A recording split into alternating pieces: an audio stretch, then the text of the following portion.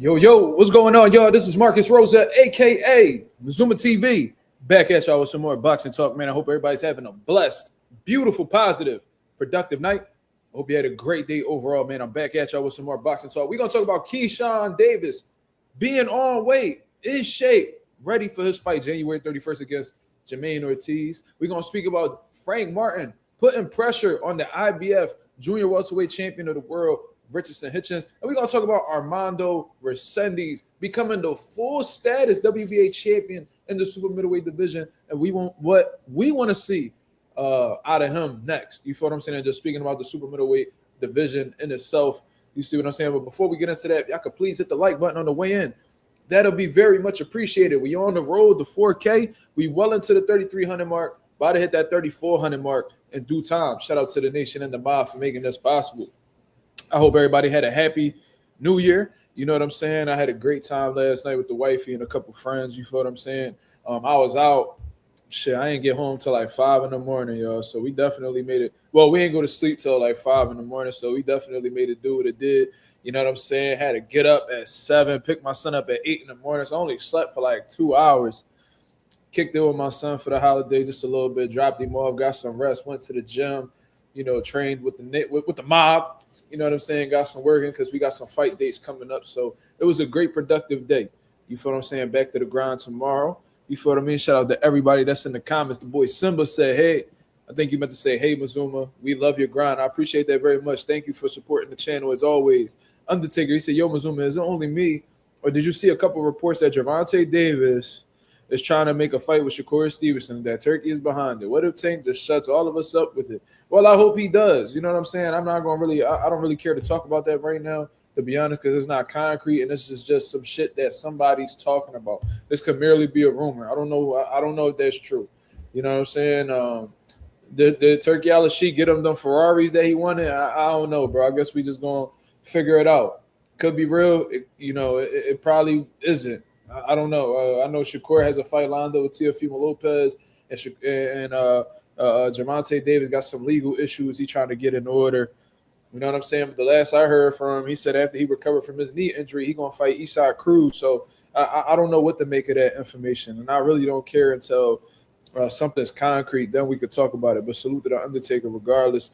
Lorenzo, what up? Lorenzo and the motherfucking Benzo showing love all the way out from Tokyo. What's going on, brother? Chris Maldonado, my high school brother, he said, yo, hope you and the fam had a good New Year. No, absolutely, we did. It was definitely a good time. Like I said, it was good. It was good. I can't complain. Marissa Alvarez, what up?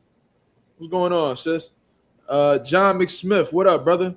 Happy New Year's. I appreciate that, brother. Likewise.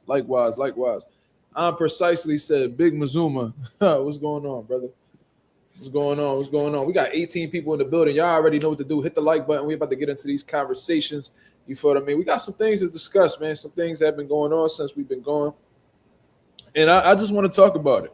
I mean, I know it's only been a day, but you know what I mean? Regardless, a lot of shit can happen in 24 hours. You know what I'm saying? So we're going to speak on it.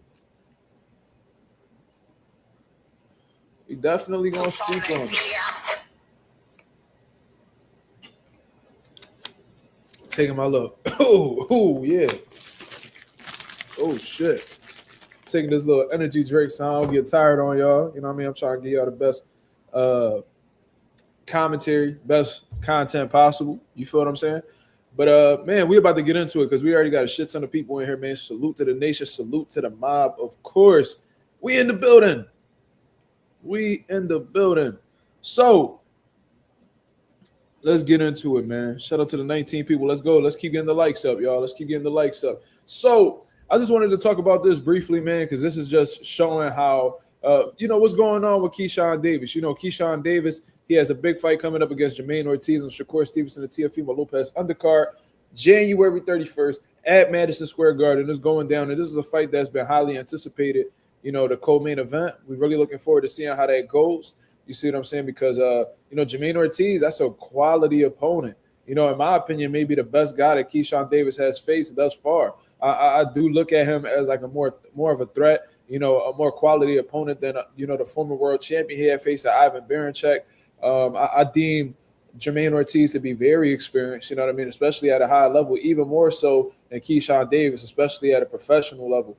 You know what I mean? Probably not so much on the amateur level because Keyshawn Davis is an Olympic silver medalist at the end of the day, but Jamaine Ortiz, he done been in there with quality opponents. You know what I'm saying? Whether it's we can go to the one champion that he got on his resume, Jamel Herring. I believe he got a victory over him. Naira Albright, which is a common opponent from Keyshawn Davis, who had a no contest against him due to failing the drug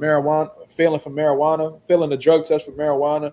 You know what I'm saying? Jamaine Ortiz faced, a great version of Vasil Lomachenko and went on to face Teofimo Lopez, who a lot of people, believed he did enough to defeat and outbox Teofimo Lopez. So this is a great fight, man. I really look at this as a 50-50 fight, to be honest with you.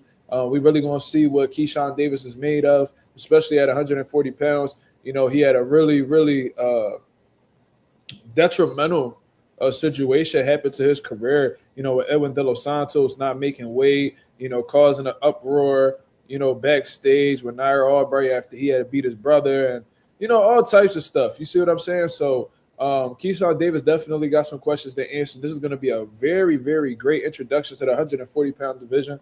Jamaine Ortiz seems confident. He seems locked in. He doesn't seem to really think much, not in a disrespectful way, but in terms of like Keyshawn being better than him, he doesn't think of Keyshawn in that way.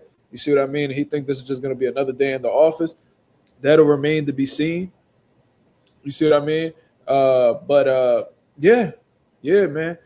So I'm going to go ahead and show you guys this picture right here. Shout out to everybody that's in the building. He said that joint spiked with vodka. Nah, I don't drink, brother. Anybody that know me, I know I don't drink. I've never been drunk a day in my life. Justin Jackson, what up, brother? You know what I mean? What up? Jay Cash, the money man, what up? He said, Happy New Year, Nation. Absolutely. Happy birthday. I was about to say happy birthday. My birthday coming up on the 11th, though. So my birthday is in 10 days. That's a week and 3 days, man. So I might go live on my birthday. That's on a Sunday, so why not? Fuck it. I mean, we're going to have a good time that day, man. So get y'all super chats ready, man. Get y'all cash apps ready for y'all boy, man. That's if y'all want to donate to the MAZUMA Foundation. It's like, no, I'm just playing. Y'all know I don't care about money all like that. But Coffee Plant, what up? I'm precisely said Jamaine is from my city. Gotta back him. So you from Worcester? Where's Jamaine Ortiz from? Because Slime in the building, he from Worcester. So if you're saying you from the same city as Jamaine, you must be from Worcester too. Unless Jamaine ain't from there. Turning 30, your Coffee, you disrespectful. What you talking about? What you talking about, Coffee? Better tighten up, brother. I'm gonna be 28. Who told you I'm gonna be 30? Better watch your mouth, dog. That's a scrap round here. Okay. So we got some Worcester, brother. Worcester. Shout out to Worcester. Shout out to Massachusetts, man. Worcester. We call it Worcester though. That's an inside joke. But anyways, while y'all figure that out, man, here's a scale that Keyshawn Davis has showed on social media. That man is on weight, only 0.8 ounces off. So, I'm going to just say this. You better make sure that based off of this right here, it's current. I mean, you posted this. When did you post this? You posted this on New Year's Eve. 140.8. So it's been a whole day since you posted this. So there's no reason why you should miss weight. No reason whatsoever that you should miss weight, brother. You see what I'm saying? So I just want to say that it's great to see that, Keyshawn Davis is locked in on the gym. I think that weight, let me see. My fault, I'm getting caught up in the comments. People discussing who from Worcester and who not. Y'all go ahead and figure that out, man. It's great to see that Keyshawn's locked in at the gym when he was going live, showing off his physique and shit like that. I was like, he actually looked like he's pretty close to weight. Whole time, he basically is on weight. Only 8 ounces off, and he has about, 4 weeks left? Is that what it's looking like? You got like 4 weeks, brother. You got 1, 2, 3. Yeah, you literally got 2 days. You got 4 weeks and 2 days to make weight. So, Keyshawn, there's definitely some pros and cons to being on weight early out in the fight. You know what I mean? One of the cons is you could probably be overtrained and probably exerting yourself too much in the gym, and that can affect your performance in the ring. And then the pros to it is if you're actually, training correctly and prioritizing rest and not doing, not overly doing it, it'll give you more time to you don't have to worry about weight. Half of the battle is already done. You can hone in on your craft, sharpen up your tools, game plan, all that good stuff, man. So it's a beautiful thing. It's a beautiful thing to be on weight because I think that's one of the biggest battles that boxers face. Boxers are actually traumatized by weight cuts and shit like that to the point where, they traumatize to the point where if you ask them their weight, they get offended. Like if you ever notice, like you ask Shakur his walk around weight, I can't tell you. You know what I'm saying? That you ask a lot of fighters that they will not. It's very rare that they give you an exact weight that they walk around at. So I guess that's a great thing for Keyshawn, man. Hopefully he isn't overtraining. He's an experienced fighter at this point, so I think he knows when to, turn it up and when to chill. You know what I mean? If not, hopefully his trainers notice. And hey, this is a good sign. But if you're 140.8 4 weeks before the fight, 4 weeks plus before a fight, there's no reason why you miss weight, man. You know what I'm saying? So great news to hear from Keyshawn Davis, man. Ain't nothing really more to talk about this. Just looking forward to seeing him as a co-main event against Jamaine Ortiz January 31st. You feel what I'm saying? So that's what's up.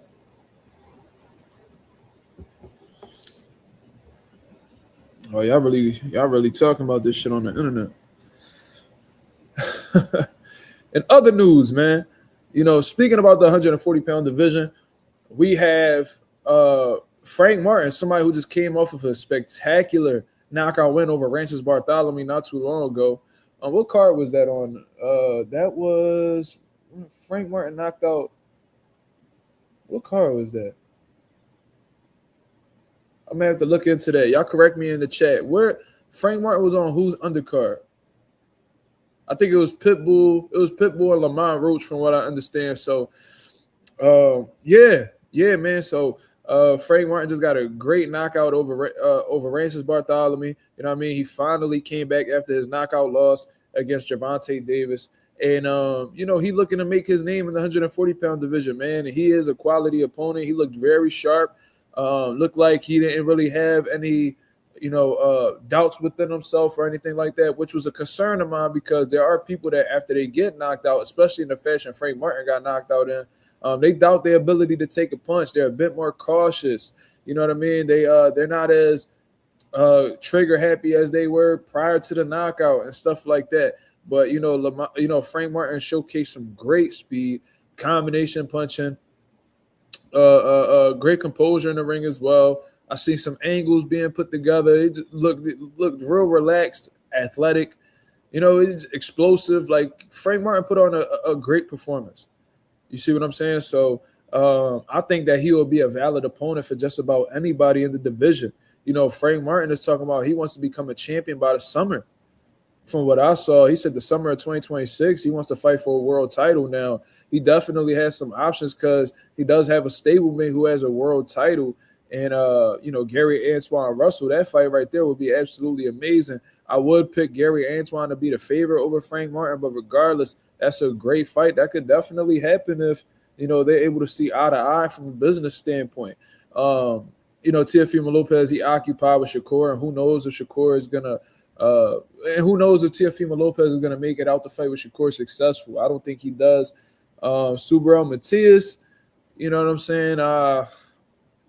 I guess that could be a doable fight. I don't know exactly where Frank Martin's ranked, but one guy that Frank Martin is making it clear that he wants to fight is the one who has the IBF title, and Richardson Hitchins. And they've been having their little back and forth here and there, but, Frank Martin's absolutely serious. He wants this fight with Richardson Hitchins. I think that'll be a great fight in all honesty. And to keep it real, I do think that Frank Martin has the tools, and I think that he has the skill set necessary to have some success against Hitchins and probably even beat him. Like I said, when I see Richardson Hitchins fight, he is fundamentally sound. He has one of the best jabs in boxing, in my opinion. Very laser-like right hand.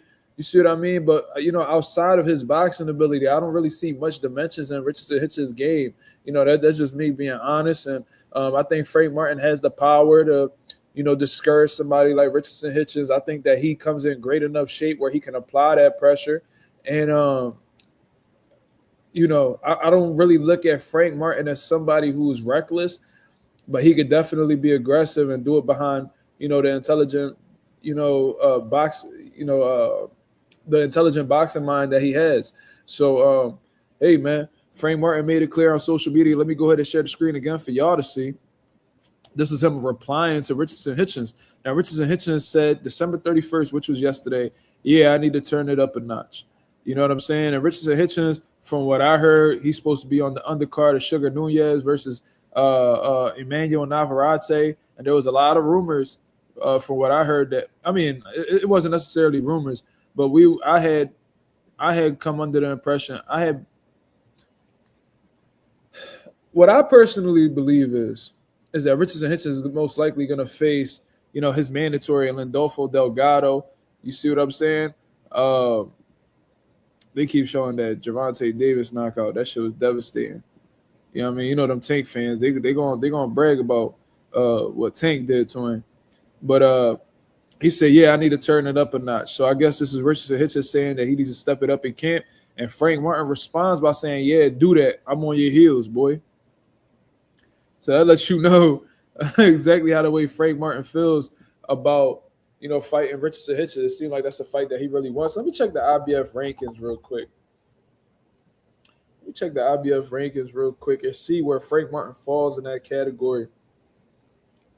All right, so we are at 140. Wow.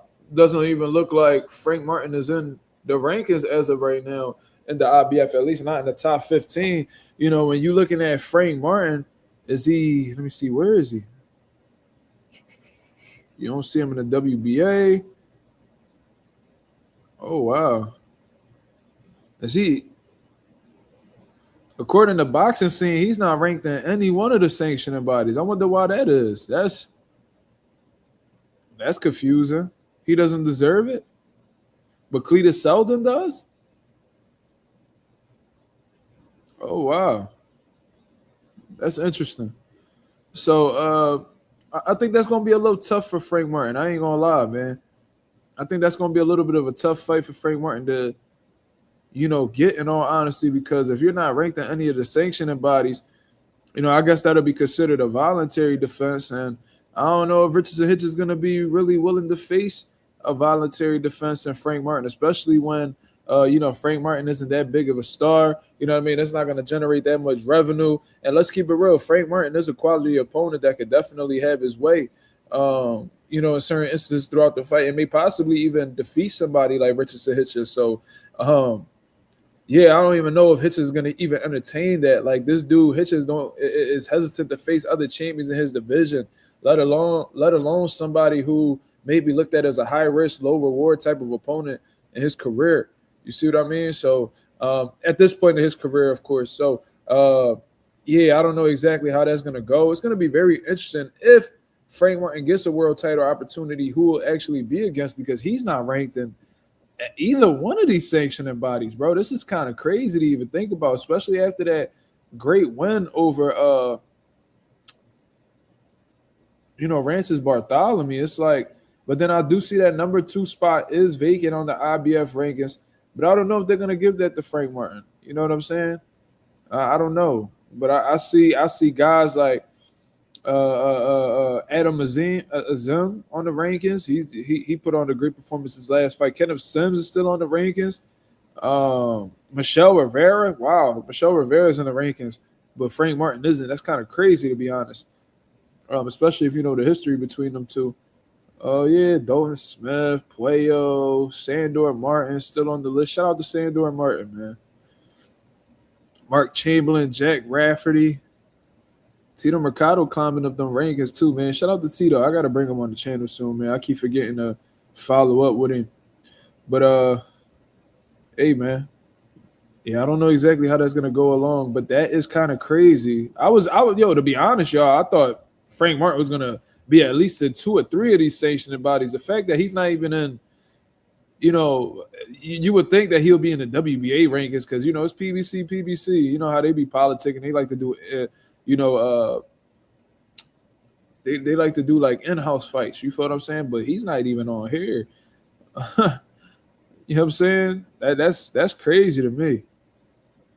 That's very crazy. I think that's a bit disrespectful, to be honest. But I mean, we'll see. You know what I mean? These these Reagans, they update, occasionally, so maybe things will change. But I think they should have been updated and put Frank Martin on the list because he's made his debut at 140, and we seen motherfuckers come off of losses and be ranked number 1 in the sanctioning body, like a Canelo Alvarez. You see what I'm saying? Has Albert Puello come back to the ring since losing to Subriel Matias because, he lost to Subriel and he's still on these rankings. Has he come back since then? No, he hasn't. He hasn't come back at all. You know what I mean? So it's crazy that motherfuckers is coming off of losses in their career, still have a ranking, but Frank Martin doesn't seem to be in either one of these rankings. What is going on? Very strange. But anyways, oh my God. I gotta drink water, bro. I can't do it. That motherfucking C4 energy, that shit is strong, bro. God damn. That shit hit harder than David Tua out this motherfucker. Yeah, these sanctioning bodies, man. There's something else that really needs to be fixed in boxing. We be talking about too many belts. We talking about motherfuckers ducking and outpricing themselves and PED usage. This is one of the issues right here, man. Yeah, I mean, this is definitely one of the issues. Like, y'all pick and choose who y'all want to have in these rankings. And, I guess that's their right to do so, right? Because it's, they're independent companies. But, at the same time, it's like, bro, come on, bro. Albert Puello is ranked in multiple sanctioning bodies from what I see. Like, y'all take a look for yourselves. I'm not capping, bro. Y'all go ahead and take a look at this for yourselves. He won't be in the rankings due to inactivity. Okay. Well, Frank Martin just fought recently, and he's not on the rankings, though. He just fought. He just fought on Pitbull and Lamont Roach card.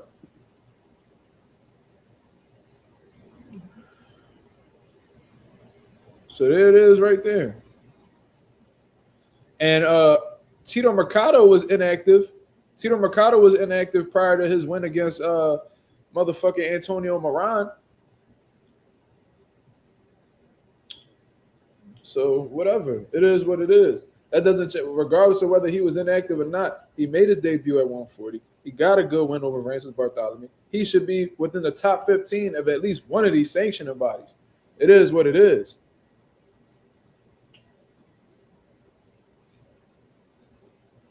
Thurman got ranked after beating Brock Jarvis. Facts.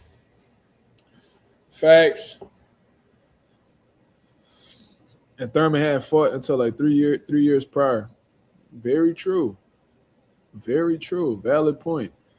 So, yeah, man, that's crazy. I'm looking very carefully. I'm trying to find Frank's name. I don't see him on neither one of these joints. Like not even a number 15 spot. Like, that's crazy.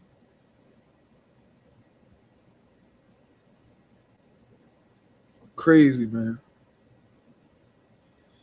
So that's gonna be tough, man. Frank got to get himself in a situation where they got a ranking. They got to get you in a position where they got a ranking, especially if he wants an opportunity. Frank Martin is dangerous. He has some great tools. He could be an absolute threat to any of the one of the champions at 140. But goddamn, it's gonna be really hard to be put in a position when you're not a ranked. Like, this is like prospect shit right here, bro. I always say that a fighter's a prospect until they ranked in the sanctioning body. Frank Martin, I mean, technically he's a contender because he fought for a world title before. But you know what I'm saying? Like, at 140, they treating this man like he a prospect. Damn.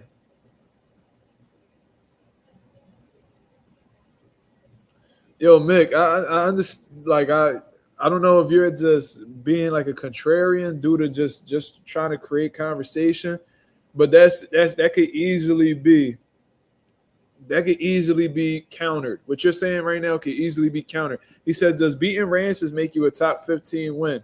Was there a word? Was there a IBF belt on the line?" Okay, let's go look at one of these guys on this list to see if they had a win that gave them. Let's just take a look at. Okay, let's take a look at John Manu. Let's take a look at him. He's 17-1 from Australia. Nice little southpaw, whatever the case is.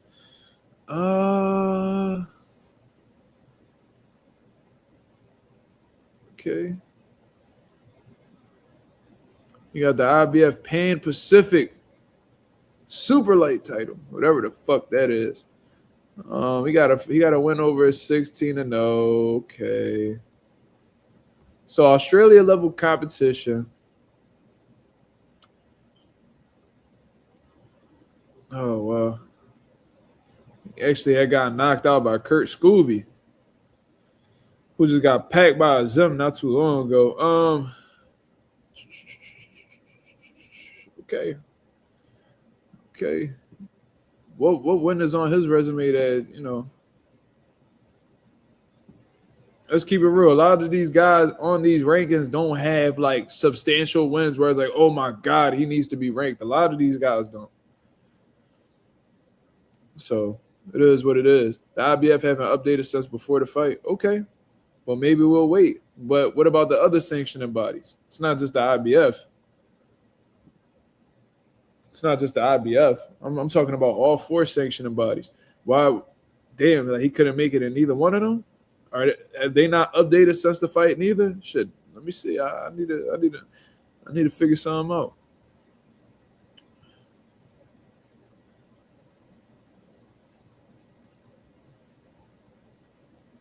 Mick, I understand that, Mick. I understand that. You're not saying nothing that we already don't know. But anyways, cool. So I guess we'll see what's going on with that. But Frank Martin, you know what I mean? He trying to match up. He trying to catch that fade with Richardson Hitchins, man. Hitchins got a lot of people on him that want to fight him. You know what I'm saying? He's been, and he said that his opponent wasn't going to be Jamaine Ortiz, but it was going to be a quality opponent. And he said that it's not going to be. He said it's not going to be a nobody, but he might make him look like a nobody. So we'll see. I think that it's gonna. I think it's gonna end up going towards Lindolfo Delgado. That's what I think is gonna happen. It's already a Matchroom versus Top Rank card going on in February. I think it's February 28th. So most likely that's what they're gonna put together. You know what I'm saying? I'm not too high on Lindolfo Delgado, so I think Hitchins will actually. I think he can do enough with the skills that he has to outbox Lindolfo. So we'll see. But Frank Martin, he want that phase, so that's what's up.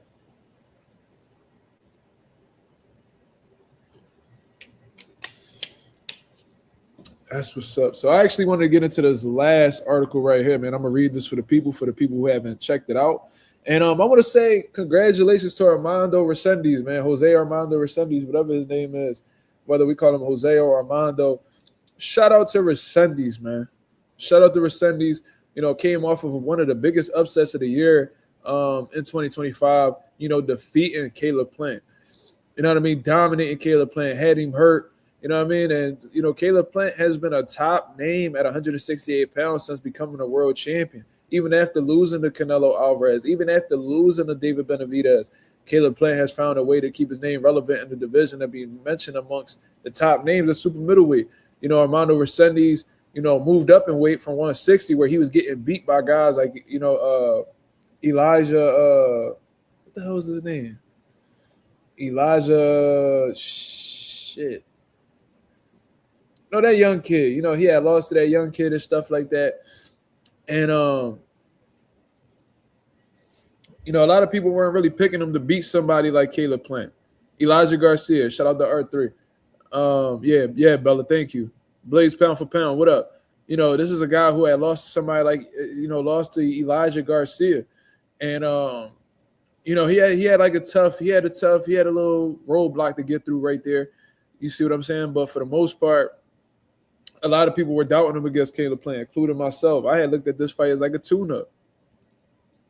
And I had actually criticized Caleb Plant for taking the fight because I thought he could have fought somebody more credible, more dangerous at the time, like a Demetrius Andrade. You see what I'm saying? I was heavily critical. I'm like, why is Caleb Plant calling out all these dudes but doesn't want to fight or mention Demetrius Andrade's name? He ended up fighting Armando Resendiz, and Resendiz did what he needed to do in order to defeat Caleb Plant. He showed that he wanted it. He was in better shape. You know what I mean?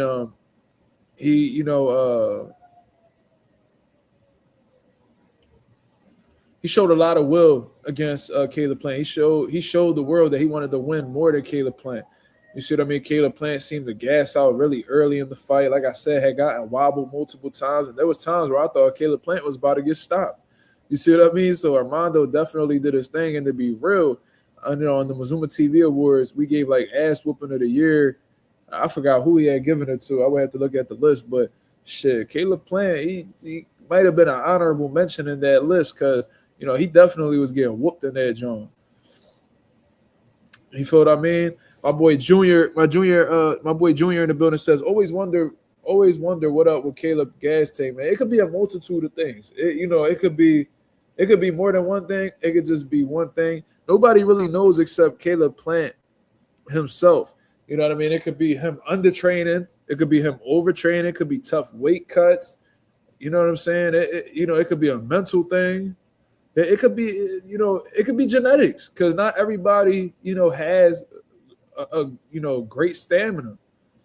You know what I mean? It could be a lot of things. His training regimen may not, help him out too much, which, may fall in line with undertraining or overtraining. Like it could be so many things. It'll be hard for me to pinpoint it. I never seen Caleb Plant.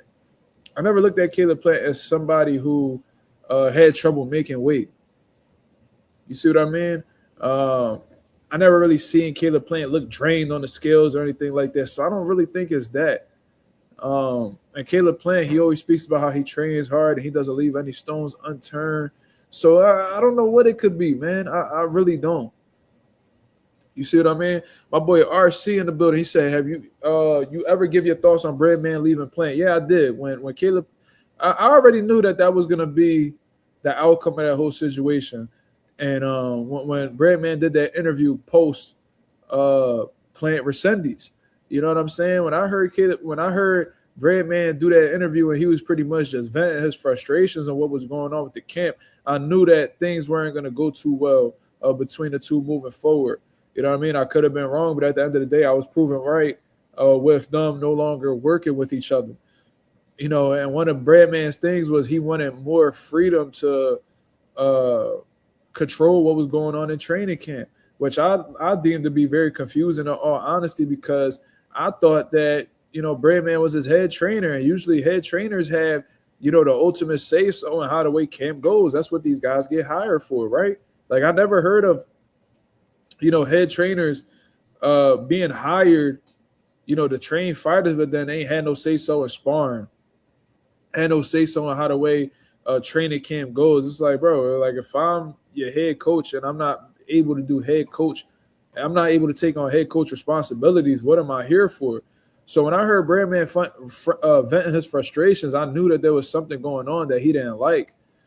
You see what I mean? There was some things going on that Breadman didn't really like too much. And, I heard some things through the grapevine. I'm not going to say too much, but there was definitely some things going on that Breadman wasn't really too fond of. And, I guess Breadman, who, isn't really the most needing guy for money or anything like that, took it upon himself to walk away from the situation because, he really wasn't trying to deal with them type of things. You know what I mean? There's people that actually value respect more than money. You know what I mean? And, if they feel like they're not given the proper respect, or they feel like they're not able to do their job, then they walk away from situations. So maybe that's what happened with Breadman. Like I said, I heard some things through the grapevine. I'm not going to divulge, that information publicly or anything like that. But what I heard was pretty much spot on with what I already believed. And that was that, Breadman really wasn't able to be himself.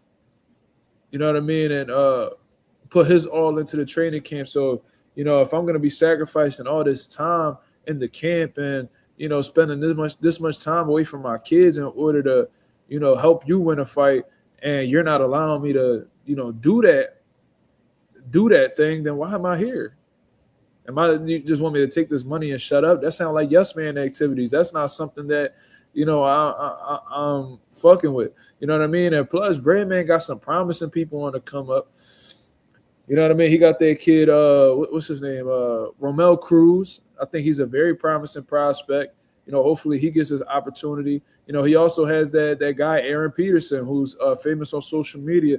They call him JYD, Junkyard Dog. I think that he's very promising as well. We're actually going to be on the same card as him, I believe, in February. So I'm looking forward to actually meeting him because I haven't met him yet. You see what I mean? So I'm looking forward to meeting him. Hopefully we can bring him on the channel and chop it up, in due time. But yeah, man, Brandman got some promising shit going on over here. So if you want him to, step away from Philly and step away from his training camp over in his hometown, it got to make sense. And if, I'm going to be spending time away from my kids and missing out on, core memories and things like that, then, at least be considerate and actually make my time worth it. You feel what I'm saying? At least listen to what the fuck I got to say, because I'm not about to be sitting here when I know that I can make you a better fighter and just allow you to do whatever you want. And then when you put on a shitty performance, I get criticized. So that's another thing. It's like, my reputation may mean more to me more than money. I don't know what type of person Breadman is, but I do know that there are people like that my reputation means more to me than a couple dollars. You know what I'm saying? Especially if you got a couple dollars already. It's like, bro, why am I going to tarnish my reputation and have people look at me a certain way because Caleb Plant want to come in this fight? He want to train however the fuck he want. He want to do whatever he want to do and then perform and look like shit because they going to be like, damn, what Breadman doing over there, man? Yeah, Breadman made Caleb Plant a worse fighter and, shit like that, bro. You know what I mean? Like I said, it could be multiple reasons why Breadman said fuck it and walked away. But I'm glad he did.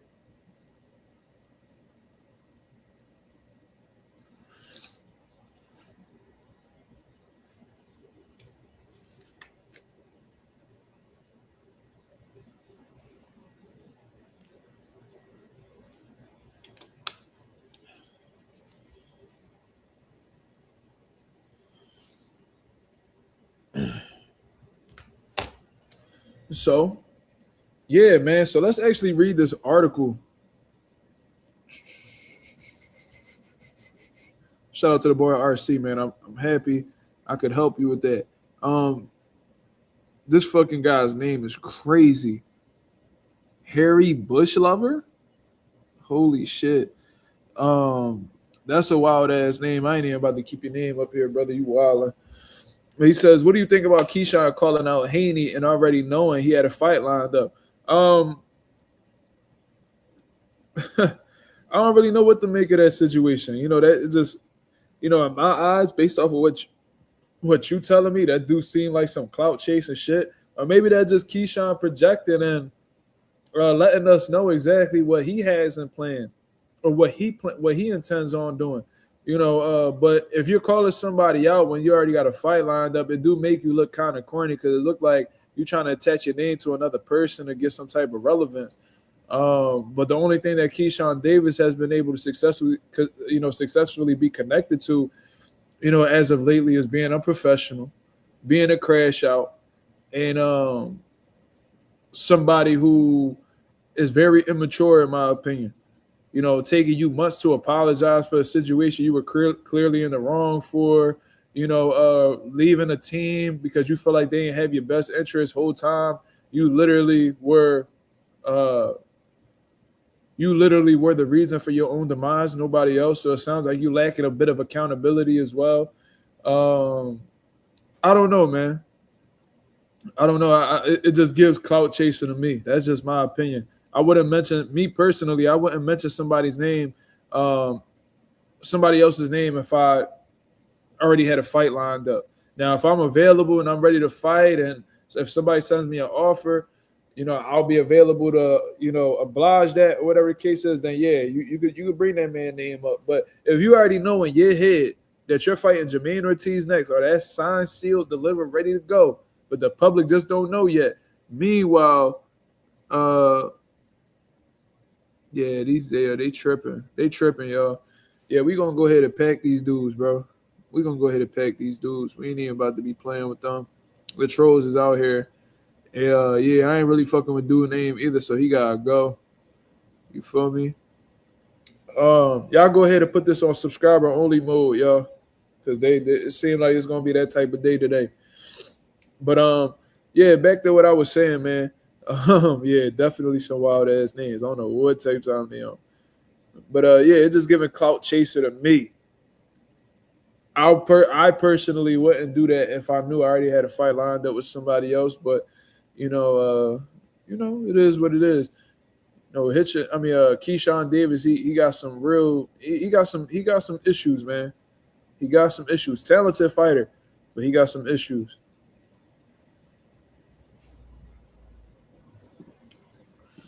Yeah, let's just keep pegging them, y'all. Them wrenches gotta be sharp today, y'all. That's what it's looking like. Blaze pound for pound said, I didn't hear Keyshawn specifically bring up Devin. I heard Keyshawn say he's moving to 47 to fight for a title, and Devin is one of the champs up there. I mean, yeah, I was just going off. I didn't hear him say it neither, but I was just answering the question that, the person asked me. If that's the case, if that's something that he did, then that gives clout chaser. If not, if he just vaguely said a champion at 47, then that's just him projecting. It seemed like that's a goal of his.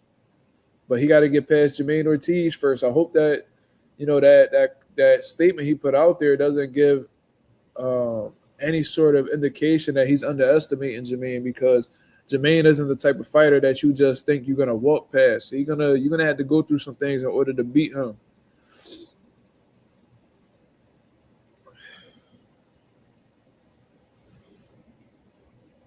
So, it is what it is. But let me go ahead and read this article. Like I said, congratulations to Armando Resendiz. Being a world champion, we'd have never thought Resendiz would have been a world champion at 168 pounds. But shout out to Hans Themistove. It says WBA elevates Jose Armando Resendiz to a full WBA 168-pound champion. Resendiz 2026 is off to a great start. Following the retirement of Terrence Crawford, the WBA has elevated the interim titleist Resendiz to full champion. Okay, Resendiz, the immediate beneficiary of that decision, grabbed the WBA's interim strap thanks to his upset win over Caleb Plant on May 31st. Although he was viewed as a gigantic underdog, Resendiz applied relentless pressure throughout their clash and snatched victory. Let me see. In addition to the WBA elevating Resendiz, the sanctioning body placed Bektamir Melikuziev as their number one contender. So that's Beck the Bully for those of y'all who don't know. Gabe Rosado had knocked him out, and then he rematched Gabe Rosado and beat him. That guy right there. Which if they were to fight, that'd be a great fucking matchup. I would love to see that. That's a great style matchup right there.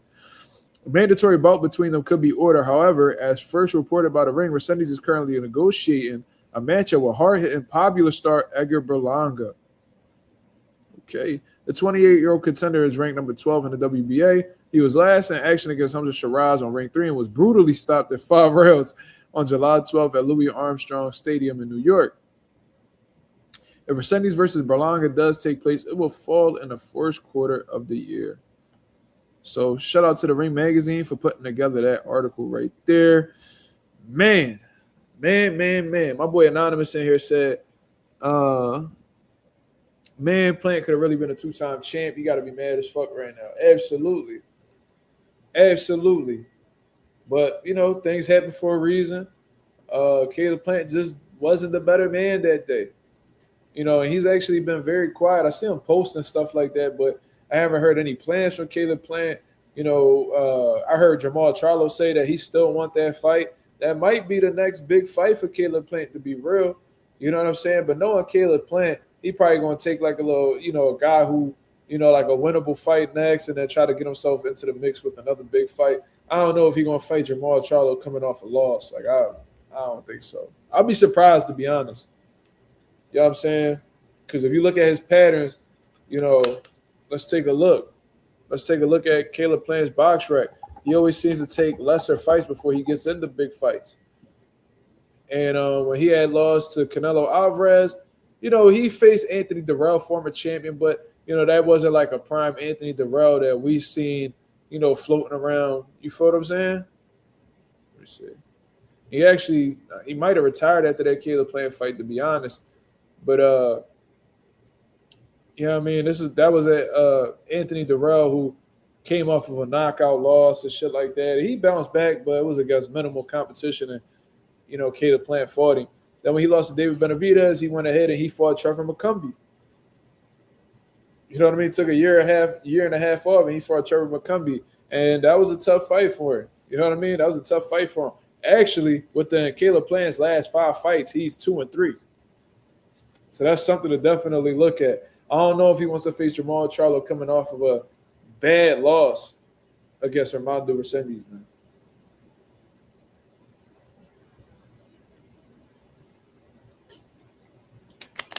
So I don't know what that man going to do.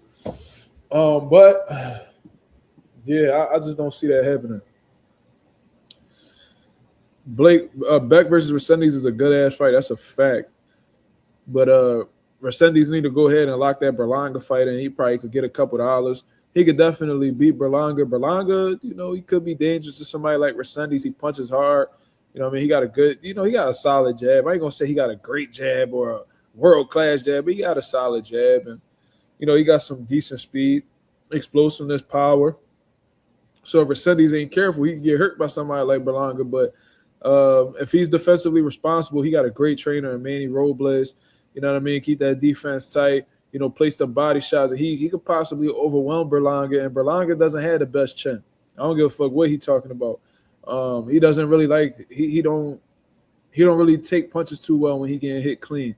That's just my opinion, and I think that Armando Resendiz has the power, necessary to, get Berlanga's respect or even hurt him.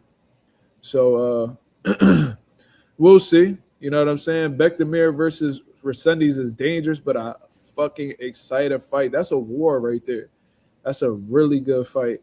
If he faced Edgar Berlanga, that's a dangerous fight too. But it may be the easier fight than Bektemir. Y'all let me know. Who do y'all deem to be more dangerous to go up against, Edgar Berlanga or Bektemir? Bektemir throws some brutal body shots, man. He puts good pressure. He just seems very fucking strong.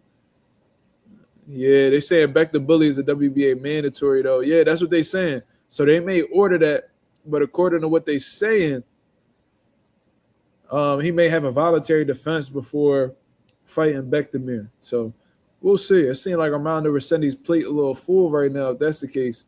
So, yeah, Beck is definitely more dangerous than Edgar Berlanga, in my opinion. I see a few people in the chat, Ralph, Slime, Anonymous, Yasser, they all seem to agree with me that Beck is more dangerous than Edgar Berlanga. So, yeah, man, like I said, congratulations to Resendiz. He definitely deserves it. Shout out to his team for getting him right.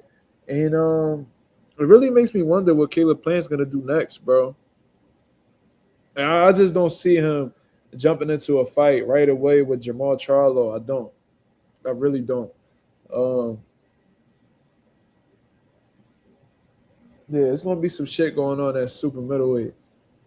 And if Caleb Plant's not available to face Jamal Charlo next, of course, I'm sure he wants to stay active. Who is he going to fight? Who is he going to fight? Because Jamal got to fight somebody, man. Like, this dude, we barely see Jamal, and then when we do see him come back, it's against somebody we don't want to see him fight. Like, this dude has been giving us bullshit fight after bullshit fight after bullshit fight since being at 160 pounds, bro. Like, you fought Sergey Derevchenko. That was a solid John. You know what I mean? Brandon Adams. That was a solid John, too. But it's like, come on, bro. Like, you haven't gotten anybody notable on your resume, dog. You more than halfway through your career. And Jamal's best win is probably fucking Julian Williams. or Austin Trout. That was years ago, bro. Montiel, he was holding on for dear life. He gassed out against Montiel. That motherfucker gassed out against Montiel, man. He had Montiel hurt. And that wasn't even a fight we was looking for anyway. Like, he hurt Montiel once or twice, but then, after, pause, he shot his load after, he had gotten Montiel hurt, and Montiel ended up surviving, and Jamal Charlo started looking like shit towards the end of that fight. I remember that. But that wasn't a fight that we wanted. Like, ain't nobody asked Jamal, yo, let's see you fight, Montiel. Like, no, ain't nobody ever asked for that. Montiel had several losses in the lead up to that fight with Jamal Charlo. You feel me? He wasn't no sturdy, quality motherfucker, bro. Jamal Charlo has to fight somebody, yo. You're going to have to fight one of these young threats out here in these streets, or you're going to have to fight a notable name. Like, yo, go see Demetrius Andre, bro. Like, this motherfucker, Demetrius Andre, can't get a fight. It sounds like you can't get a fight. You know what I mean? Neither one of y'all motherfuckers been wanting to get off that couch for some reason. That couch must be some Rainmore and Flanagan shit, must be top tier, quality in the bitch, very comfortable, because y'all niggas is just so cool. But wasting y'all prime years, if y'all even in y'all primes anymore, just chilling at home. You feel what I'm saying? So go ahead and give us a fight that we actually want. You know what I mean? The fight between you and Demetrius Andre is cooked at this point, but shit, I'd rather take that fight than not get nothing. God damn. Son said Jamal versus Canelo. Let's see if Canelo even want that anymore. He seemed to be he wanted Jamal Charlo from the beginning, but Jamal Charlo was like, oh man, I'm in a bad headspace right now. So his brother had to jump in. I'm gonna just say this. If I was Jamal Charlo, I wouldn't have gave a fuck about what I was going through. The whole world could have been against me. How the fuck Canelo? Shit. I don't give a fuck what was going on in my life. Go ahead and tell me that I got a payday waiting on me for Canelo. They're going to give me $5 million, $6 million, $8 million, $10 million, whatever they're going to give him. All that mental health shit went right out the window. We're going to figure this mental health shit out later. I'm going to win. And if I don't, shit, what the fuck? I'm up, nigga. I ain't tripping.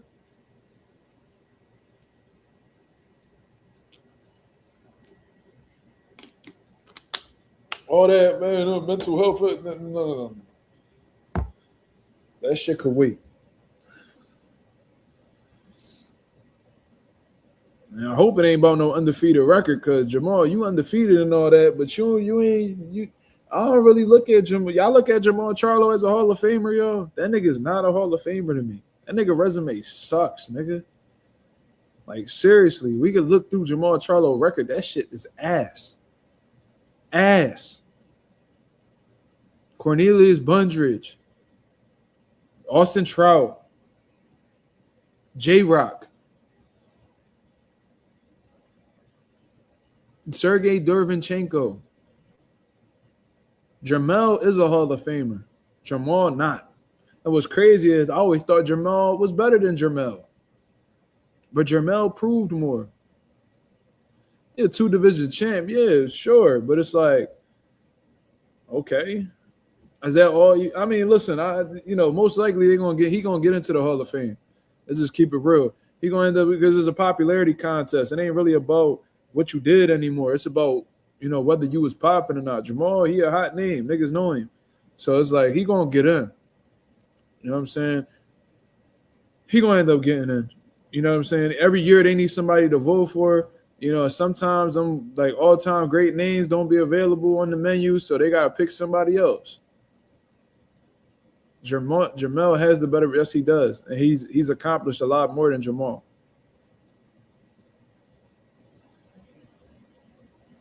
Yeah, Anonymous, that's what I'm saying. Jamal has had a very underwhelming, disappointing career.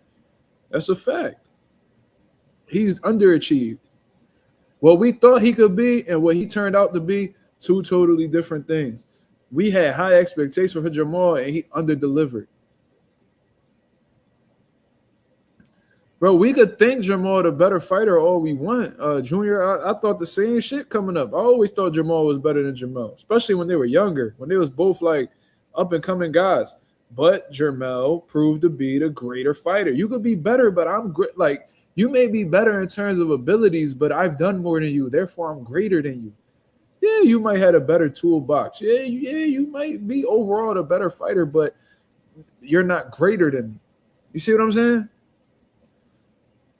I never thought Jermell was better than Jamal. Never. But Jermell did more than Jamal. And he's accomplished more than Jamal. Has Jamal ever unified? Has he ever unified a division? Absolutely not. I could give you the rundown. He got the IBF title after beating J-Rock. He got the WBC title at 160 because Gennady didn't want to fight him, apparently. You see what I mean? But Jermell Charlo, and he actually went against adversity and, did some and showed that he could bounce back. He lost to Tony Harrison. He came back and knocked Tony Harrison out. Now he went out on some whole shit against Canelo, but that wasn't his weight for real. He went on a fucking dummy mission because his brother wasn't available to fight. So he was like, I'll fight him instead. Undisputed versus undisputed. All right, cool. He lost all his belts as a result of that. But considering what he's done at 154, that shit is Hall of Fame worthy in itself. The way he absolutely dismantled Jason Rosario, who was a unified champion after defeating J-Rock in Philadelphia. I was there. I seen him with my own eyes. Packed him with the quickness. Jermell had that nigga, what was that? Convulsing in the ring. Motherfucker couldn't even breathe off a jab to the body. Look, shit, niggas was thinking it was a dive and shit.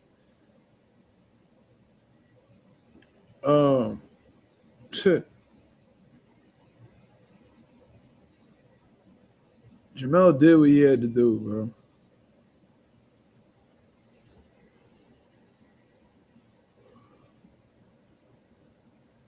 Jamal basically lobbed the Canelo fight to Jermell. That's exactly what happened. They was both talking shit about Canelo, but only one of them was ready to fight.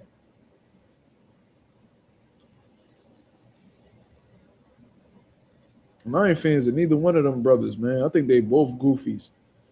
But Jermell, he greater than Jamal.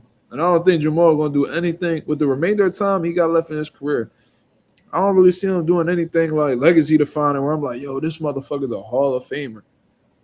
I just don't. I really don't. Do I see Jermell coming back at some point? Absolutely. I think he comes back this year. We're in 2026 now. I think he comes back this year. Who he comes back against, I don't know, man. Because I'm going to tell you what, Jaron Anderson, Virgil, I don't know what's going on with them negotiations right now. That shit seems a little bit iffy. Rick Meridian is trying to get Turkey Al-Sheikh involved with the fight from what I understand, but Turkey doesn't really have any interest. So Rick Meridian is getting pretty frustrated with negotiations because he wants a certain amount of money. They don't want to give it to him.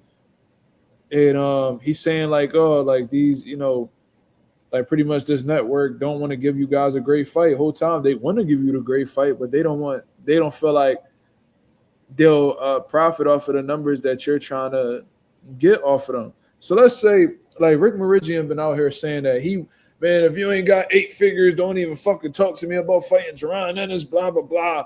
So let's say behind the scenes he is asking for $10 million, right? Because that's 8 figures, right? Cool. So let's say he's asking for $10 million. So 8 figures already down the drain for one fighter, not for the whole card, but for one fighter. So you know what else you got to pay for? You got to pay for the venue. You got to pay for the production. You got to pay for the undercard. You got to pay for Boots because Boots not fighting you for free neither, nigga. And if Boots, what if Boots want somewhere around that number? All right, you giving him this. I'm the more accomplished fighter. I sold more than him. So if you're going to give him 10, he probably going to want more.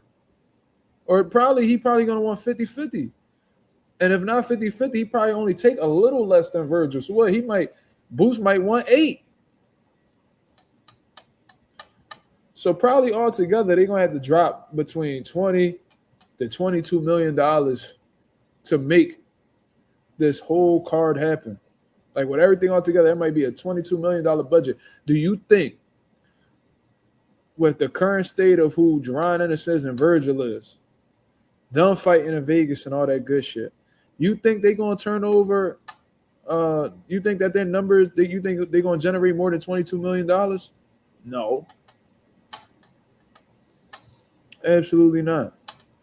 That'll be a huge loss for the company. But you know who don't care about losing money? The motherfucker named Turki Al-Sheikh. That's why they try and get this man involved. Rick Meridian wants to cash out Virgil, or at least give Virgil the most amount of money possible, which is what a manager's supposed to do. But he's moving in an unrealistic way that he knows that these networks aren't in the business to lose money. And he knows that the fight between these two fighters ain't going to generate no 8+ figures.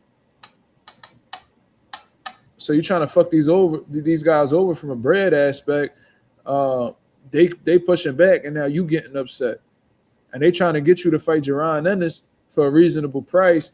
And now you over here bringing up contracts and all this bullshit. Oh man, we gonna do whatever the fuck the Virgil Ortiz saying. Oh, we gonna do whatever the fuck we want to do. Blah blah. Boots has to earn his way. Virgil has all the cards. Everything y'all motherfuckers is doing is letting me and everybody else know that has a logical fucking brain that y'all don't want that fight. And they been feeding that bullshit to Virgil. Virgil been out here talking about he want to fight Errol. Errol over here playing soccer and going on vacation with his family and shit. He not worried about boxing right now. I don't even think Errol picked the trainer yet. He said he gonna come back when he ready. That could be whenever. Motherfucker might not come back. If he probably will never come back. You feel what I mean? There's people that feel like boxing fans stupid for hoping he come back or wishing that he come back or anticipating that he'll come back.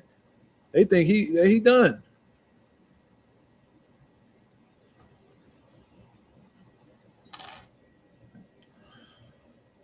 Go 787 said day by day Virgil moving farther from the real champs.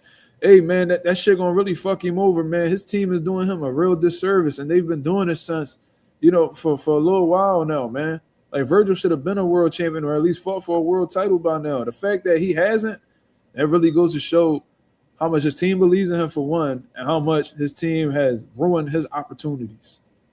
And we gotta blame his team because Virgil has stated multiple times that he's not hands-on with the business. He lets them do their thing. So they're literally in complete control of his career. All he wants to do is fight.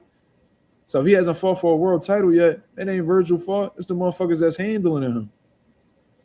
But then it's kind of Virgil's fault too because he could be more hands-on if he chooses to, but he chooses not to. J. Cash said, it's the bus effect. They seen what Bud did to Canelo. Now they fear Boots may put the beast on Virgil. So, of course, people think Bud and Boots share similarities. They trying to cash out because facts. And Oscar De La Hoya, he's a former fighter, legend, all-time great fighter, amateur or pro, right? He knows styles make fights. He's watched Jamaine Ortiz. He's watched Virgil. I'm sure he thinks of Virgil very highly, but he knows that Jamaine Ortiz is a different beast. So he's like, yo, I done dumped so much money into this kid's career. I'm not going to cash him out for a fight where, you know what I mean, I'm not going to make my return on investment unless you want to get Turki Al-Sheikh involved. Maybe he could pay us an absurd amount of money that even if Virgil loses, it'll cover the investment that I put into this kid's career.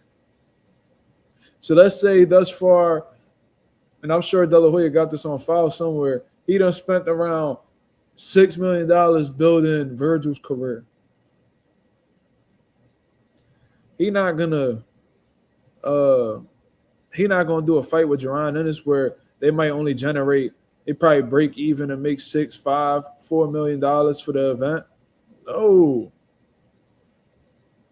Because now I got to build this fighter back up to next to world title level.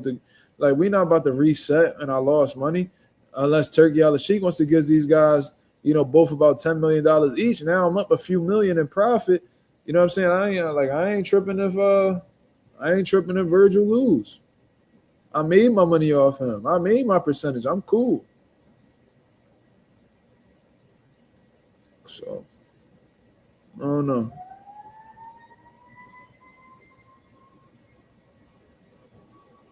Rick Meridian talking about, I know you, man. What I offered y'all, man, they should, we should have got the fight done in 2 minutes. Bullshit.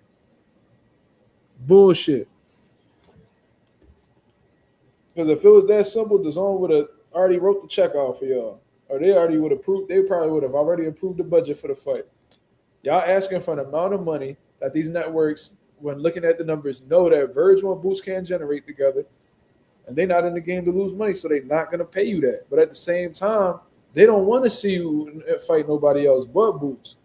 So you're in a situation where you're not necessarily forced to fight him, because contractually, I highly doubt it says you have to fight Boots. But at the same time, it's like, if we're going to keep pumping this money into your career, moving forward, it has to be against a big name.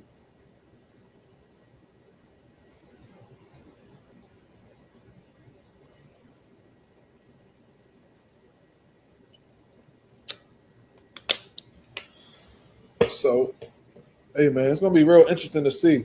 But I said all of that shit to say, I didn't even get back to my main point, that if Virgil and them actually walk away from these negotiations for Boots, Jamel might get that shit. Because what did Boots tell him when they ran into each other in Texas? When Virgil came to watch, when Boots came to watch Virgil and Lubin fight, what did Boots tell Jamel when Jamel was popping all that shit ringside? Stay by your phone. Stay by your phone. Very interesting. So Jamel, let's say Virgil walks away. Jamel, he better be ready, man. Because you talking all this gangster shit. Some, you know who I am. You used to fight on my undercard. You know I'm a dog. Oh, yeah, like I'll fight you. You got a picture on your social media of a lion biting a Eagles logo. You talk a boot that has an Eagles logo on it. So obviously, Philadelphia Eagles boot. It was a boot. Jerron Ennis, his nickname is Boots. You got to be talking about it. So you calling him out on social media. So when you're doing a call out, that lets me know that you feel like you're ready to fight this guy. So if this dude tells you to stay by your phone, he calls your phone and you don't answer, you's a bitch. Like, that's just the reality of the situation. You can't be out here popping your shit, acting like you want to fight motherfuckers. Then when they pull your card, all of a sudden, you know what I'm saying? Oh, no, let me talk to my manager. Come on, bro.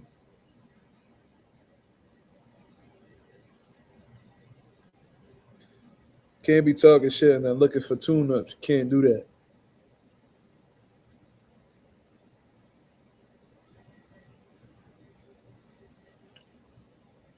Let me see. My boy Ralph in the building. We about to close up the live. He said, I know the Meridian dude want to get his bread, but that dude annoying the shit, holding this fight up. Hey, man. Meridian, he trying to make sure he lock his boy Virgil in. So even if they lose, they be like, at least we made a shit ton of money. That's why he's trying to get, and that's why he's trying to get Turkey Al-Sheikh involved, because he know the money that he asking for ain't practical. If he was asking for a realistic amount of money, you think that he'll be looking for Turkey Al-Sheikh to make the fight happen? Absolutely not. He's asking for an absurd amount of money that he knows in his heart that the networks can't put up, because they know that they're not going to make their return on investment. Now, if he was asking for $10 million and they feel like they can make 18, you know what I'm saying, they'll do it. But you're asking for an insane amount of money that these networks don't believe they'll be able to make back. So you're trying to get Turkey Al-Sheikh involved because historically he's never cared about taking losses. You know what I mean? His main objective is to get everybody to come over to Riyadh for, entertainment purposes. So he'll take the loss. He'll lose a few mil on an event, because at the end of the day, that's lunch money to him.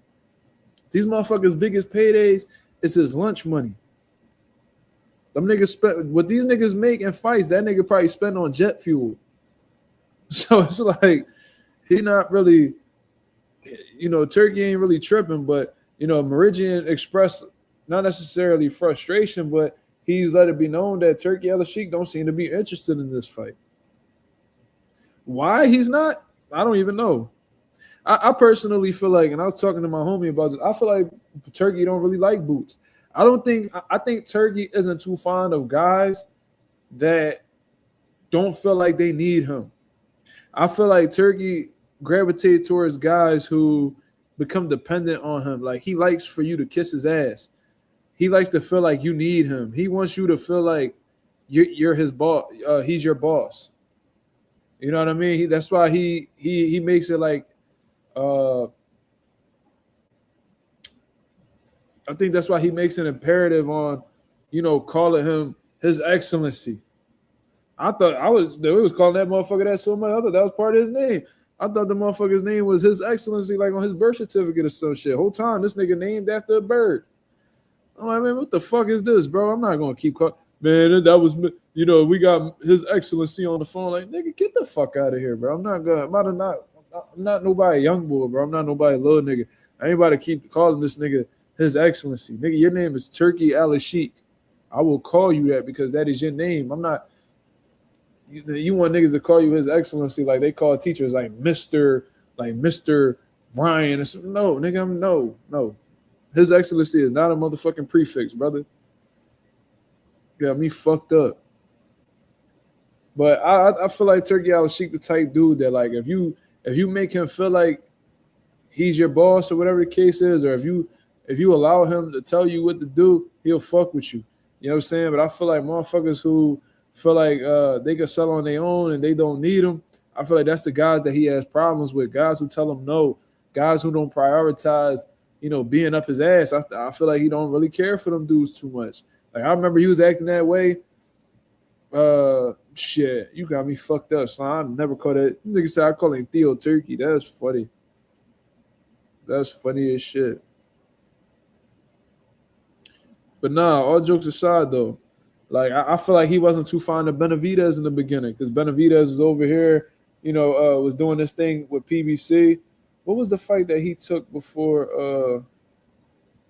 He went and he fought David Morrell and stuff like that. And I remember he came to visit Riyadh before, and they was acting like he was interested, but then they ended up Turkey acted like he wasn't interested in making Benavidez Bivol versus Better Beef winner. Then they ended up having a fight on the card. Tim Tszyu chose to fight on another card instead of Turkey's card. And then, he held some type of grudge against Tim Tszyu because when Tim Tszyu got stopped by Fundora, Turkey was kicking him while he was down.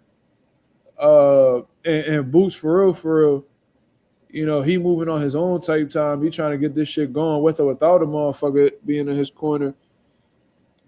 And he wanted to do it, from what I understand, he wanted to get himself adjusted to 154. He fought a top 10 contender. You see what I'm saying? That Turkey Al-Sheikh talking about, I'm not a charity.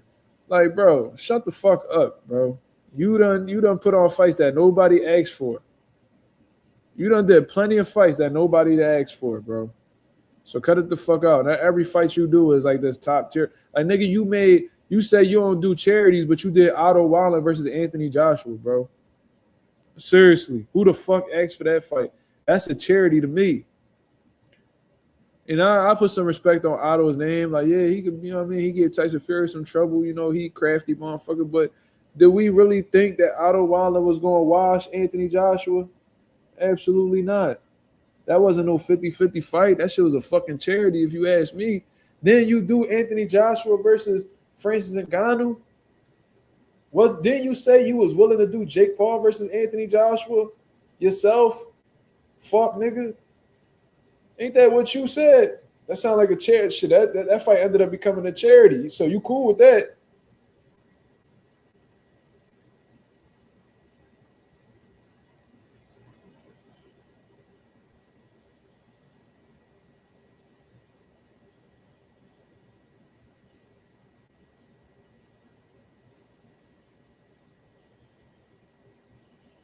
I don't know. I see people. I was talking about this a couple days ago. Niggas gave Turkey Al-Sheikh Promoter of the Year. Like, y'all niggas are idiots, bro. He literally done told you. He done said publicly, I'm not a promoter. But here y'all go, dickhead, calling him a promoter. The nigga put the bread up. You putting the bread up don't make you a promoter. You're a financer. Like, nigga, you more of a sponsor. You more of a sponsor than a fucking promoter. That's why he hired. If he's this promoter of the year, why does he hire other promoters to run his events? Why is Eddie Hearn promoting T.O. Shakur if he's promoter of the year? It's like, y'all motherfuckers do not be thinking, bro. But hey, man, you know, that dick eating is trending now. I don't know. I don't know what to say about that. Super weird though. Oh yeah, Rob, I forgot about that. Niggas was trying to bring this motherfucker was trying to bring Vladimir Klitschko back from the dead to fight Usyk or the winner of Dubois Usyk. Like, cut it the fuck out, bro. Cut it out.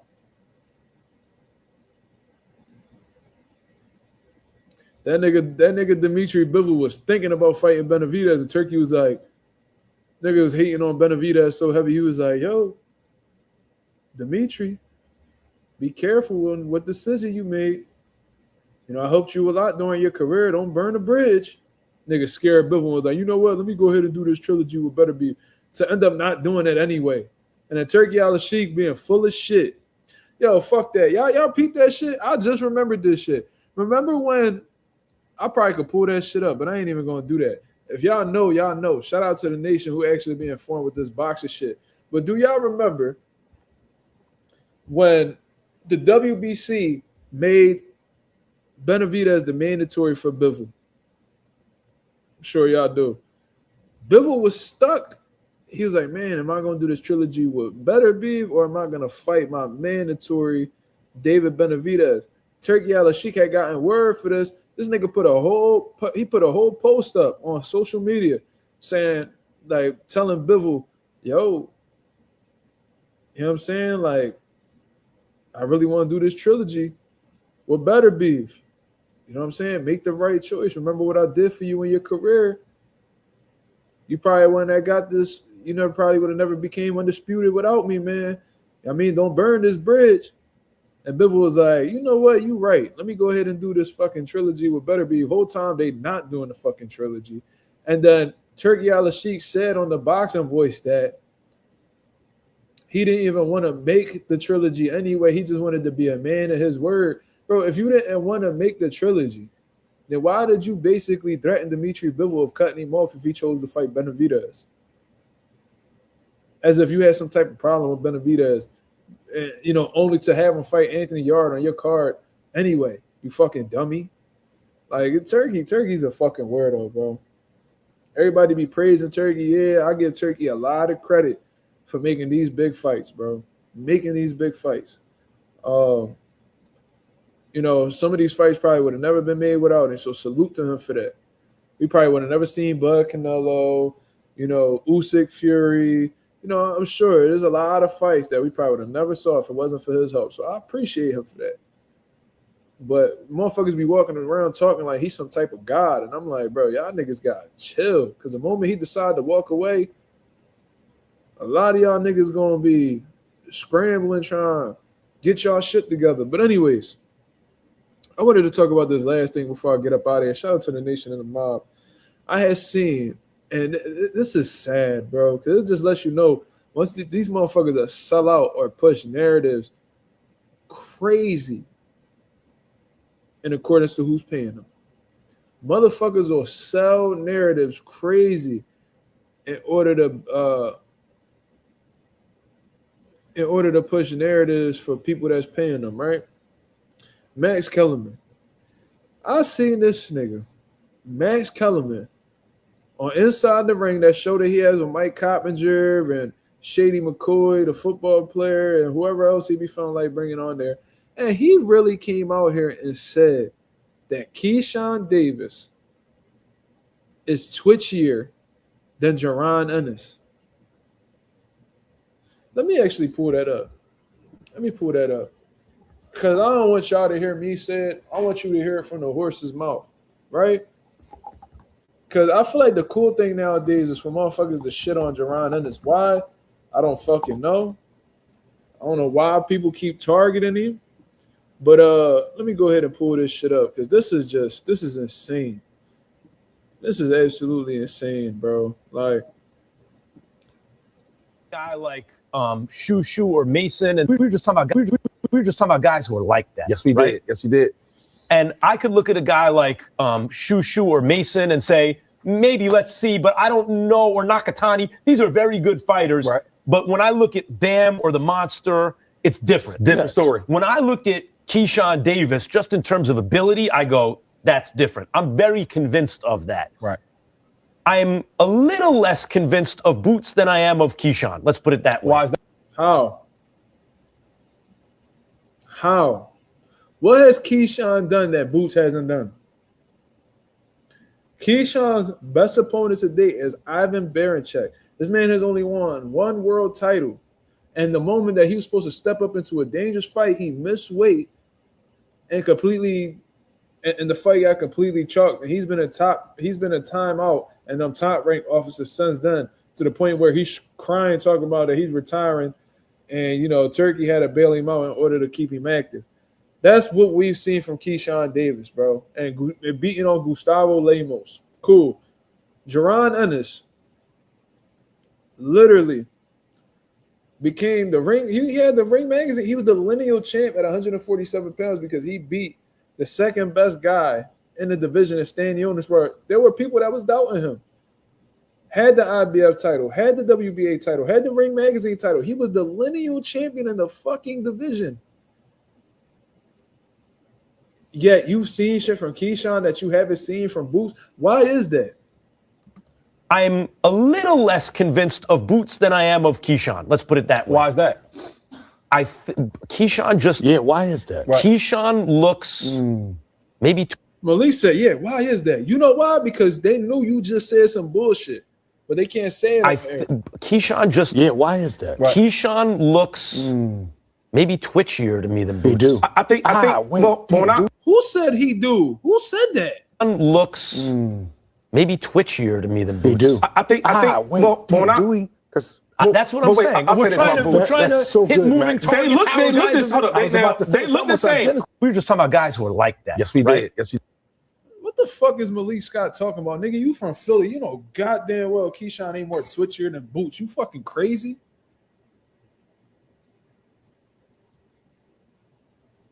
Bro, look at both of those guys. You telling me that Keyshawn's more twitchier than Boots, bro? Do we need to find what? Hold on.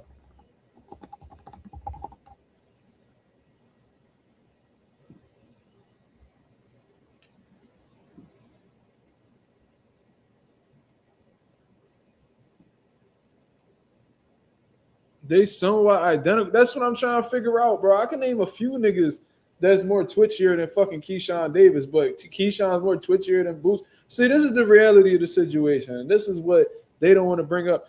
Like I said, it just feels like, and this is why I keep talking about that. I don't think Turkey is too fond of Jaron Ennis. I just feel like the cool thing to do right now is to shit on Jaron Ennis because he ain't on the same type of time as the motherfucker who owns the Ring magazine, right? You got one that's a Ring magazine ambassador, Keyshawn Davis, and this ain't me talking crazy about Keyshawn in this instance. He ain't had nothing to do with this. This is Max Kellerman talking, right? Since Max Kellerman, who I respected his opinions a lot, since he's been signed to do this show on Ring magazine, all that he's done is disregard anything that has to do with the ring, and pretty much berate and belittle other people's, sanctioning bodies and accomplishments because they aren't affiliated with the Ring magazine. Like, I heard this man literally say that you are not a legit champion if you don't have a Ring magazine belt. According to who, you fucking dummy? Who told you that? I never heard Max Kellerman speak these sentiments prior to signing with the Ring. But now that you're signed with them, you are pushing this product. Ring magazine is the shit. Ring magazine is the shit. If that's what you got paid to push, then so be it, brother. But you out here discrediting legit champions because they're not affiliated with the Ring? Oh, man, you if you don't got the Ring magazine, you ain't a legit champion. There's only been a few set of people who've had the Ring magazine in multiple divisions. Guess what? Boots has had the Ring magazine belt. Has Keyshawn ever had a Ring magazine belt? Somebody find me his Ring magazine belt. Somebody find that for me, please. Somebody find me Keyshawn Davis's Ring magazine. Did he have one after defeating Ivan Baranchyk? When? Where is it? I know Shakur don't got one at lightweight. I know, like, who has it? Who's the Ring Magazine champ at 135? They still trying to get somebody to grab that belt. I think that shit vacant.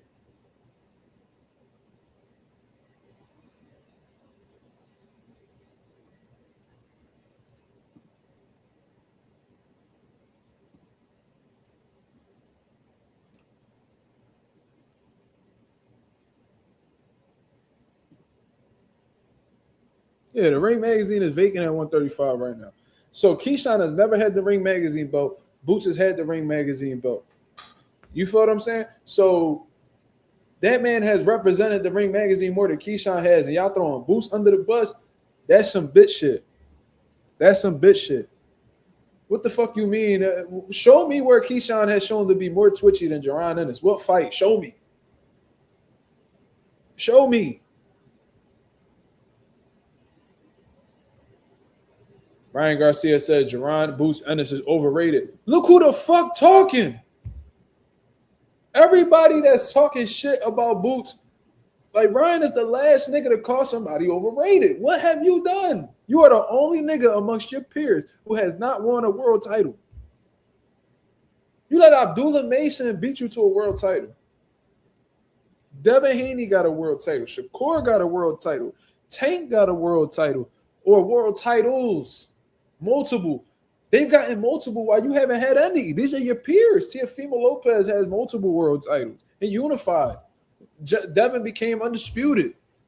Devin, a 3-division champion. You've been in 3 divisions, haven't captured a single legit belt, and you calling niggas overrated? How? How the fuck that work?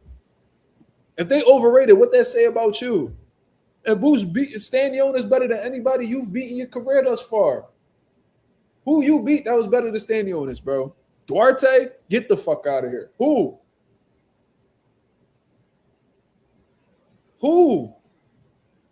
Got me sounding like an owl in this bitch, cuz. Knock it the fuck off, bro.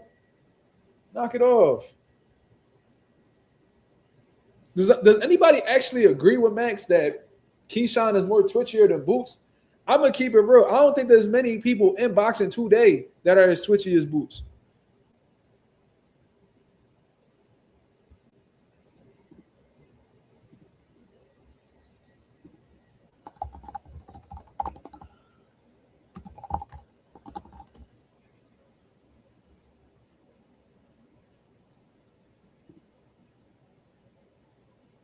And for those of y'all who don't know what twitchy means, because a lot of people get that confused. This doesn't just apply to just boxing. It could apply to football, basketball, all that good shit, man. It's like your muscle fibers. You know what I'm saying? They say if you run slow, you develop slow twitch muscle fibers. If you run fast, you develop fast twitch muscle fibers. You know what I mean? It's like pretty much your acceleration. Like how you could initiate movement, shit like that. You know, being responsive, you know, just being fast. Like, how the fuck, like, how is that not Boots? Like, quick reaction time and reflexes, you know, explosiveness. Like, he's not as explosive as Boots. Keyshawn is sharp. He got good offense. He got some decent pop, all that good shit. He got a good skill set too. But twitchier than Jamaine Ennis. Jamaine Ennis is one of the best. This the motherfucker they comparing to Roy Jones because he's like super athletic and explosive. Like there's not many fighters in boxing today who are twitchier than Jamaine Ennis. Like that's part of what makes Jamaine Ennis the fucking the spectacle that he is in boxing today. But come on, dog. Y'all niggas. Them niggas be getting paid to push bullshit over there.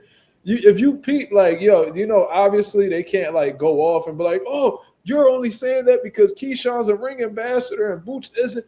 Like they're not gonna say that because then, you know, that'll be very conflicting with the show and shit like that. You're gonna ruffle some feathers. But if you peep when Max Kellerman says this bullshit,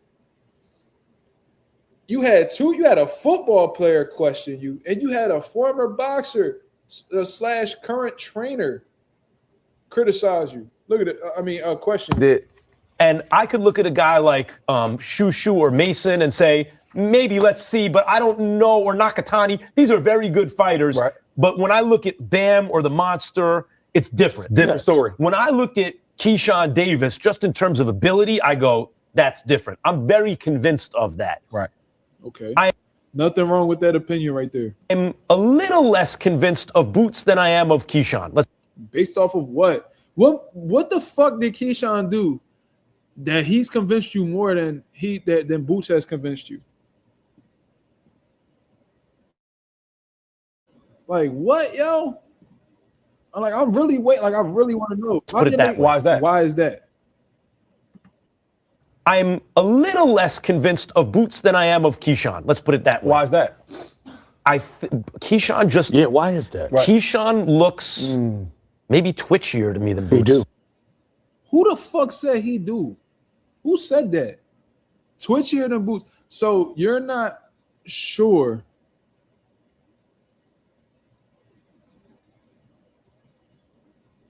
I'm trying to put this together because it's not making sense.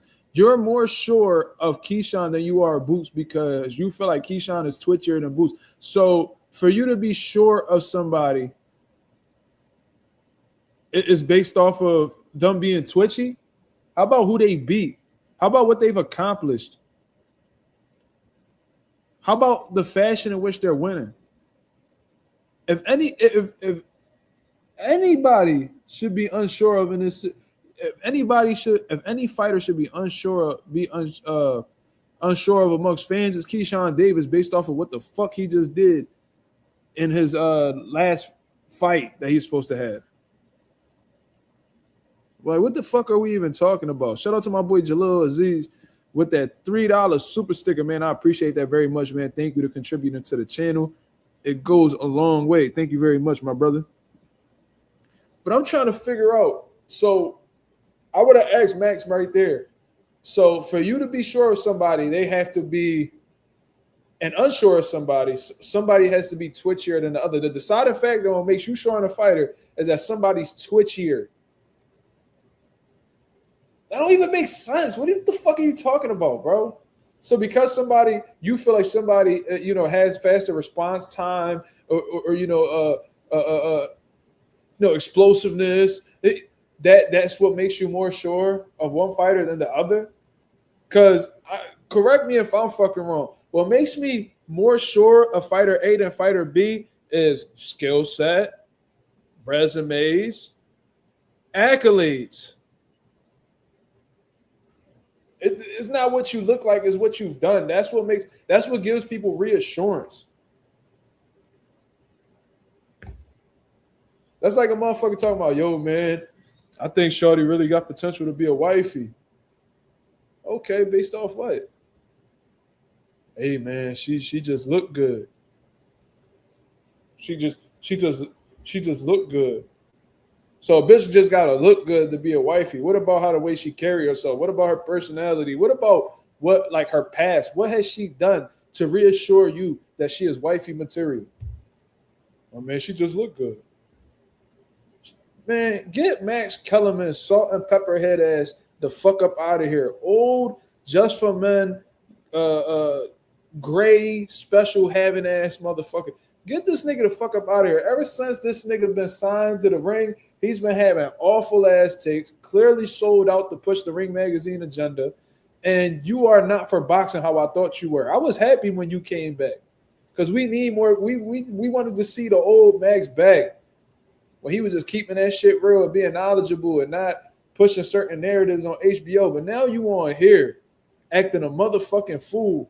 And I know, like you more. And what's crazy is you know what you're doing.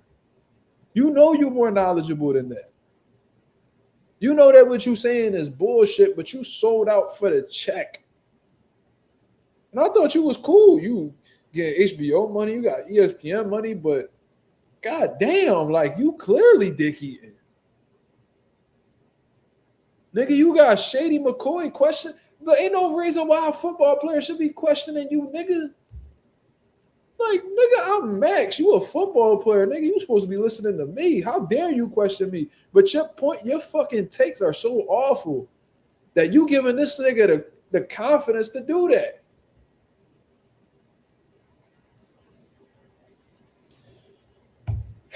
Let's hear this shit one more time.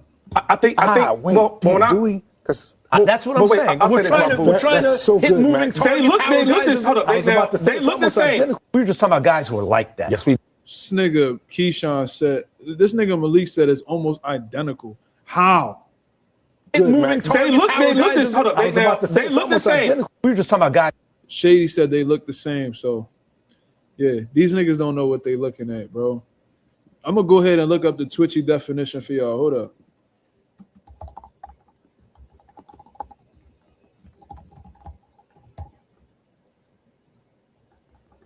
Sure.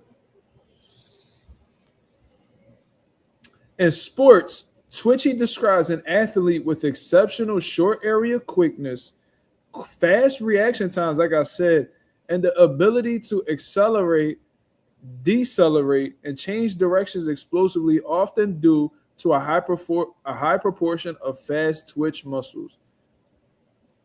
It's the unquote speed to move rather than the speed of movement, allowing players to make sudden, playful movements or react instantly in tight spaces, common in sports like football, soccer, and basketball. So pretty much what I said.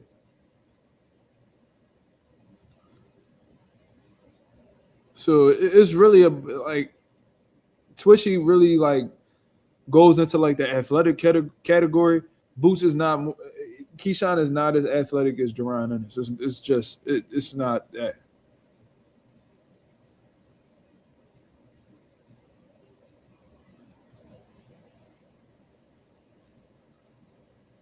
Bella says, notice how Max put Bam and Inoue on a pedestal and pushed Boots' overrated narrative by throwing in Keyshawn and putting them against each other.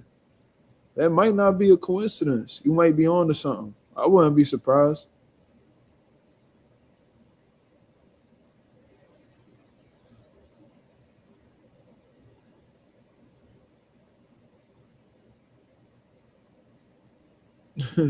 He said he definitely reading the Ring Magazine script now with all these trash boxing opinions. Imagine if Max was just doing this voluntarily. Like, imagine like the Ring was like, yo, like, you know what I mean? Just be yourself, be you. You know what I'm saying? Just have your opinions, which I highly doubt. But let's say it was a situation like that. Imagine Max is just dicky involuntarily. Not because he has to, but he just chooses to do it because they gave him an opportunity. That would be disgusting work.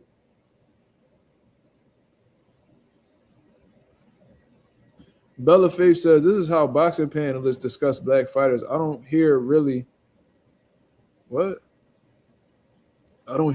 Boots and Keyshawn comparisons / conversations.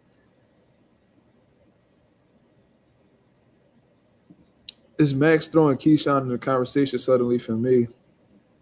I genuinely think that's BS. Yeah. J Cash said dick eating for the love of the game. That's what I'm saying. I hope you're not doing that. If you dicky and I hope you're getting paid really well for it, I'm going to look at you as a goofy regardless because, I mean, if you do that for a couple of hours, I can only imagine what else you would do. But I digress, man. I digress. Anonymous says nasty works, absolutely. But that's how we're going to end the live. Real disgusting shit that's going on in the sport of boxing. But that's why we here to keep this shit thorough and hold these motherfuckers accountable for their actions. You feel me? That's my live for the day, man. I appreciate everybody that come through and show love to the channel. Shout out to the 30 people that's in the building. If y'all could go ahead and hit the like button on the way out, that'd be very much appreciated. We on the road to 4K.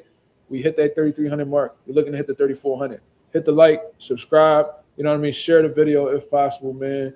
You feel what I mean? Follow me on X at MAZUMA TV, MAZUMA TV altogether. Follow me on Instagram at mark.mazuma. You know what I mean?